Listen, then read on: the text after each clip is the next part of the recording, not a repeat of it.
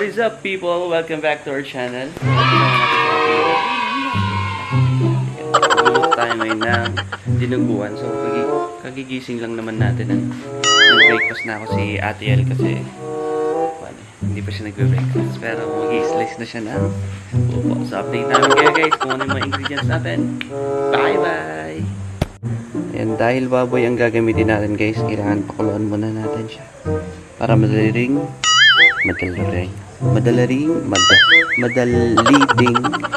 hiwain. And so habang pinapakuluan natin guys yung karne ng baboy, magbabalat muna tayo ng opo.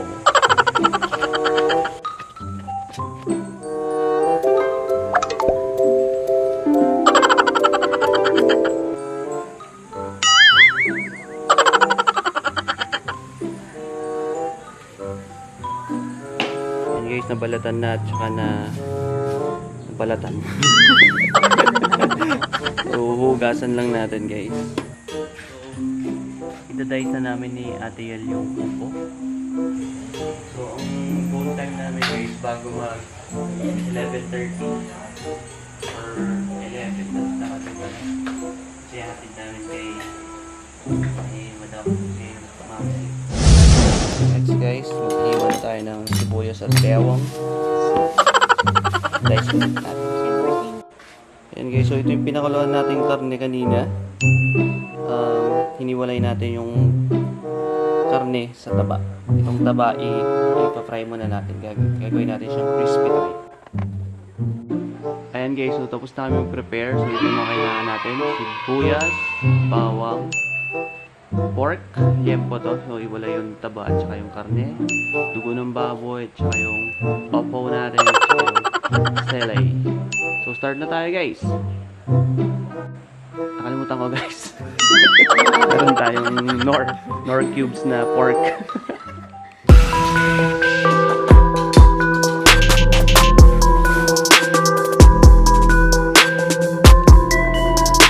Yan guys, so painitin natin guys para hindi didikit yung igigisa natin. Painitin muna natin yung paglulutuan natin.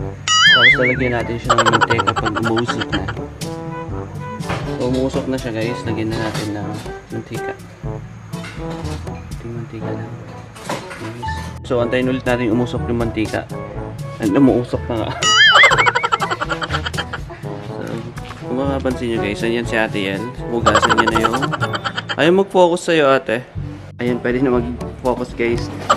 Nilinis namin yung lens kasi madome. Tsaka umuusok na. Again, umuusok na. Lalagay na natin yung karne ng taba ng baboy. Kung magtatalsik-talsik.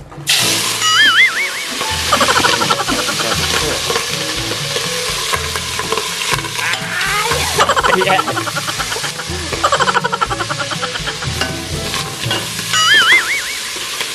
Guys, mahirap lang matalsikan.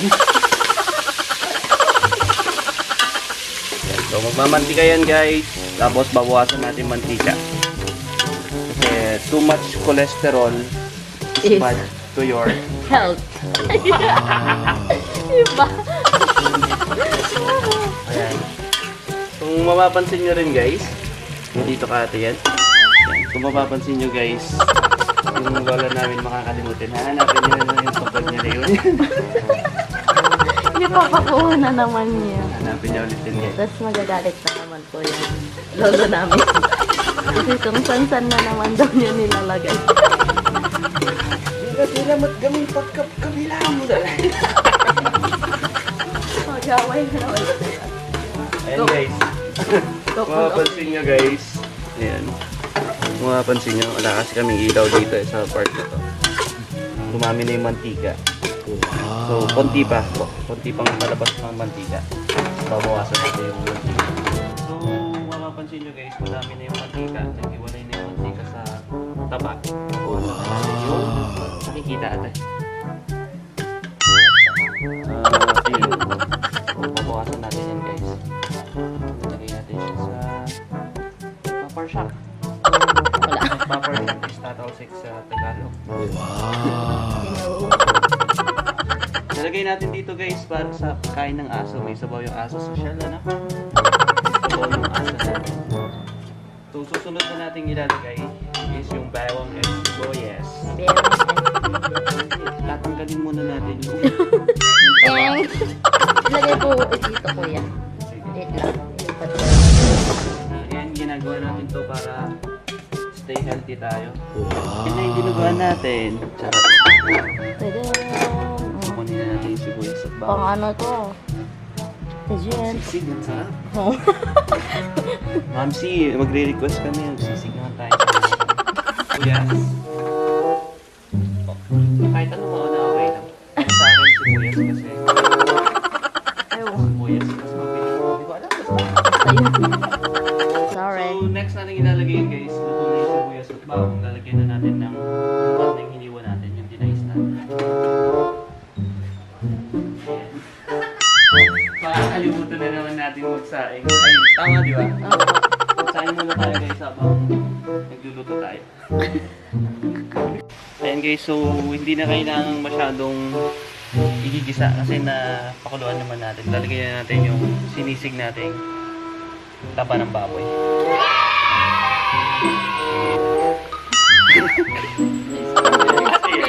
Ayan. So, ay naiwan lang kasi. Ayan guys, so unti-unti na siyang naduluto. Tapos, ayan na rin si ate yan. Napagsaing na rin siya. Dahil, guys, si Lola kasi dapat magsasaing pero may ginagawa pa siya sa labas. Pero, antayin natin yung time na pag nandito na siya, dalawahin na. So guys, medyo luto naman na yung karne. Lalagyan na natin siya ng Tignan. so, isa sa ingredient rin natin yung wotha. Okay guys, so para mas mabilis pang kumuloy, ilalagay na natin yung upo para maluto na rin siya kasi magdadagdag din siya ng water sa luto natin. Okay, lagyan na natin ito lahat.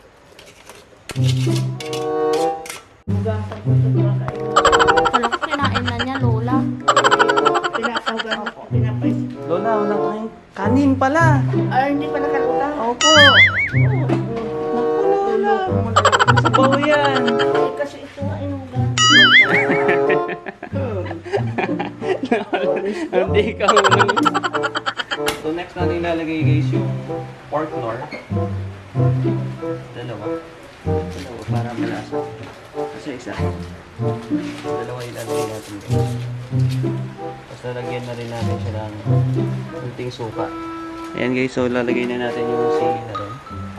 Sili. Para may dagdag ng Wala ko. guys, may merienda na si Lolo. Lolo, may merienda ka na ba? Si Lolo. Ay, si Lolo po eh. Okay guys, so lumambot na yung upo natin. Dito na rin yung sili natin. Lalagyan na natin yung dugo. Dapat dire-diretso yung paghalo natin kasi mamumuo siya pag hindi natin hinalo ng hinalo. Oo, Di ba, Lola? Tama po. Pumupulo. Sige. Para hindi mamuo yung Halo, Lola, di ba? hanggang sa kumulo. That's ang Lola. Ayan guys, naamoy ko na. Bango. Naamoy mo na. Sarap guys. Mukhang tataob na naman ng ating dinuguan. So, antayin na lang natin siyang maluto ng mabuti guys. Halo-halo lang ako. Tapos, papakita ko sa inyo pag tapos ng maluto ang ating dinuguan. Ano Lola? Dinugang mo po. Dinuguan mo po. Opo. Ayan guys. Si Lola kasi nandal na. Kalimutan natin maglagay ng paminta. Ito si Lola, may tinda siyang paminta dito. Nandito malapit sa so lagyan na natin guys ng paminta. Tapos santayin na lang natin siyang maluto.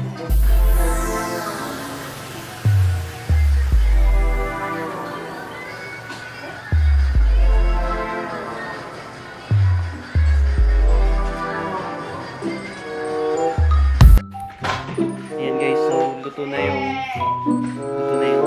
dinuguan natin. Ayan na siya guys. Sarap. Tulog ka na naman. So titignan. Kakain na tayo ng tanghalian na. Prepare na sila.